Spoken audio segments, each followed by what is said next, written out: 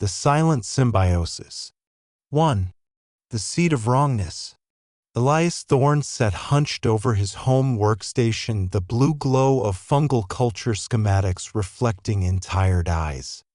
The sterile scent of his makeshift lab, a converted spare room, couldn't quite mask the lingering phantom smell of ozone and burnt plastic, the smell of the accident 3 months prior.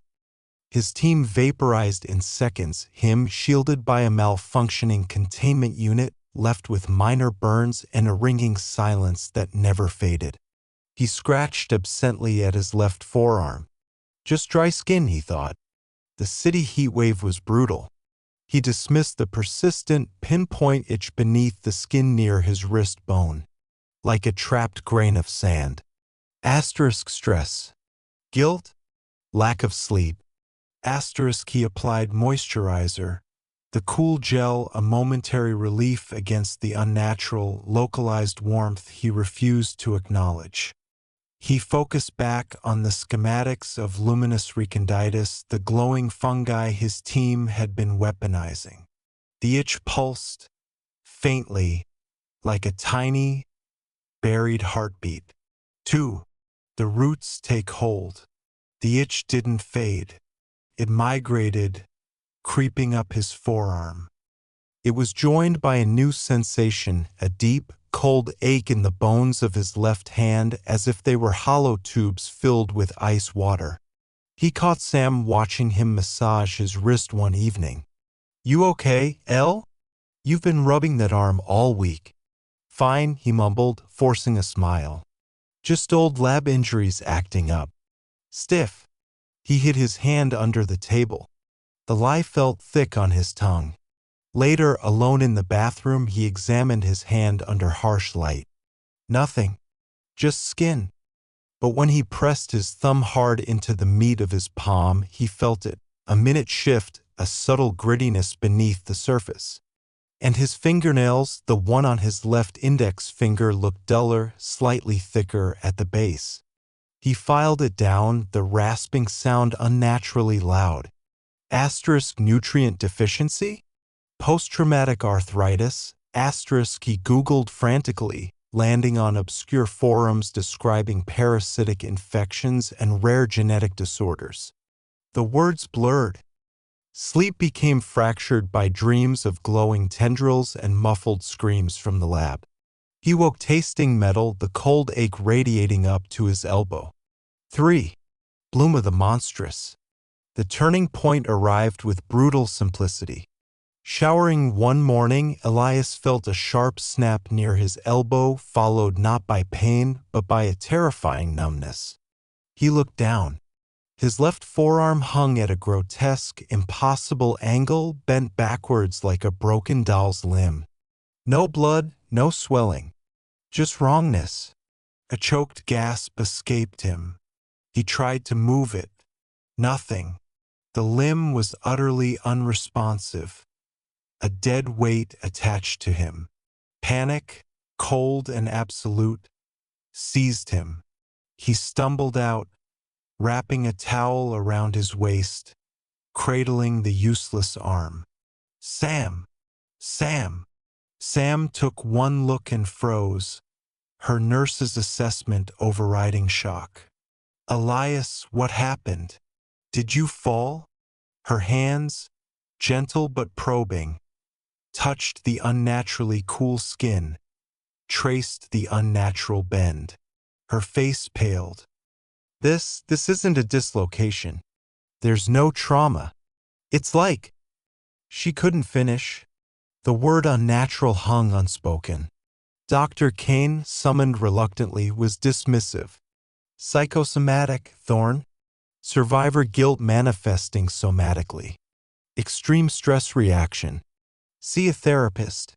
He refused to run tests, citing lack of clinical indicators and potential media sensitivity. His eyes held not concern, but a veiled warning, "Don't make trouble." Then the changes accelerated. The cold numbness spread. Patches of skin on his arm and shoulder became translucent, revealing a network of fine, dark blue veins that pulsed with a faint, sickly light. Beneath the translucent patches, things moved. Not muscles. Something fibrous, slow, purposeful. Elias felt it constantly now, the internal scraping, the shifting pressure, the alien hum vibrating in his bones. The taste of metal was constant, coppery and thick.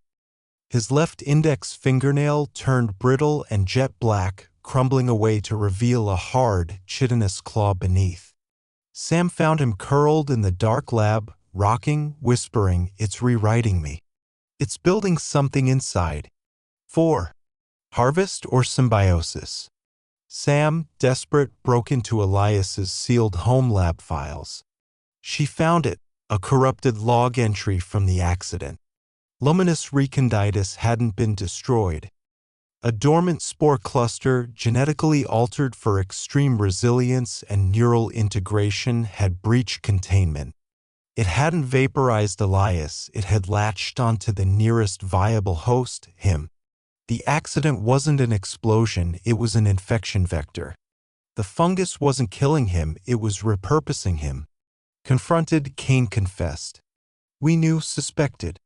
The resilience protocols, we thought they'd failed entirely. We couldn't risk the panic, the lawsuits, or losing the research." He offered not help, but confinement. "We can contain you, study it, understand the symbiosis." Elias stared at his hand, now more claw than human. The skin over his forearm stretched taut and papery, revealing intricate, glowing blue patterns beneath.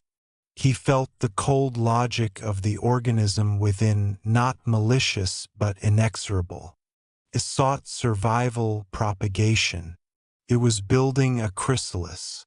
He thought of Sam's terrified eyes, Kane's cold calculation, the muffled screams of his team. He thought of the constant internal hum, the alien sense of purpose replacing his own thoughts. He made his choice. He locked Sam out of the lab.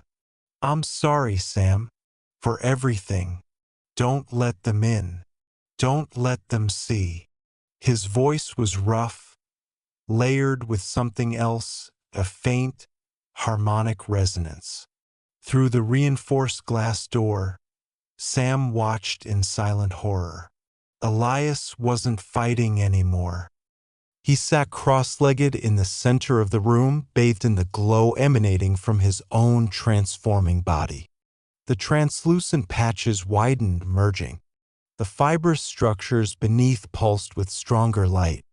His human features seemed to soften, blur, recede beneath the advancing bioluminescent network. His torso began to swell slightly, rhythmically, like breathing, but wrong. The clawed hand rested passively on his knee. His eyes, when they met Sam's one last time, held a terrifying calm and alien awareness. Then they dimmed, becoming dark, reflective orbs within the glowing mask his face was becoming. The hum deepened, filling the room, vibrating in Sam's teeth. 5. The final image. Sam didn't call Kane. She sat slumped against the door, listening. Hours passed. The hum settled into a low, constant thrum, like the heartbeat of the earth. When she finally dared look through the reinforced glass, Elias was gone. In his place sat a figure sculpted from living shadow and starlight. It was vaguely humanoid but utterly alien. Its surface was a tapestry of deep blues and blacks, shot through with pulsing veins of sapphire and violet light that waxed and waned rhythmically. Where a face should be was a smooth, obsidian plane reflecting the room's dim light. The claw hand remained fused seamlessly into the luminous structure. It sat perfectly still, radiating a profound, chilling silence. Tendrils of faint, cool mist coiled slowly from its base. Sam pressed her hand against the cold glass. The figure didn't move, but deep within the pulsing light, she saw it, a slow, deliberate expansion and contraction within the core of its chest. Not breathing. Not a heartbeat. Processing. The silent symbiosis was complete. Elias Thorne was gone. The Harbinger sat in perfect alien stillness, humming softly in the dark. Sam slid down the door, the cold thrumming through the floor into her bones, the taste of metal sharp on her tongue. Outside the sealed lab, the world remained oblivious. Inside, the transformation was complete. The silence was the loudest sound Sam had ever heard.